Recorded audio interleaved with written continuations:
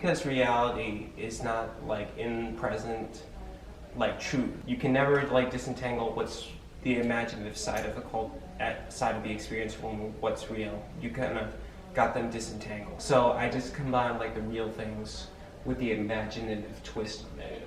I first started out painting, but painting was a difficult task where everything was getting playful. I wasn't getting to like the story of repression that I wanted to tell. Then as soon as I went to grad school here, and I started getting off the canvas more and moving directly into sculpture, and sure enough, the story came alive more, where you can actually communicate with the pieces more instead of just thinking, oh, this is a painting I want to buy. It is on stepping aside on the social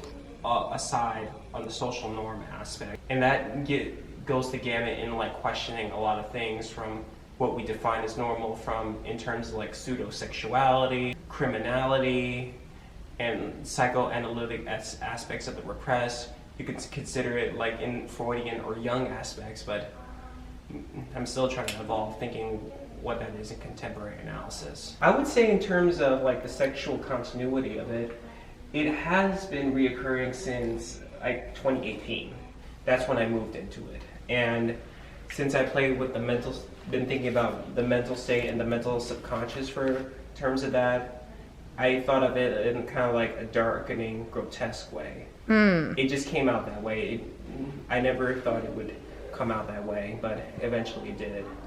It's something with material, but I don't really see that. I've just been interested in putting a dialogue of a story in the work, whether it's nightmare-based, based on repression, based on sexuality, and just trying to make like an archetype into an archetype. I would say it's a real life experience really turn into what you call this ephemeral fantasy. And so I kind of twist and turn the whole truth into like something of a utopic, dystopian complex. If there's one thing that inspires me, it's like art that's outside direct formalism of academia. And one of those self-taught references would be kids art. Okay, why don't I do my own twist on that for this? And eventually I got like an adult humorous image. It's like pushing like to consider what is repressed in the mind, or what is repressed.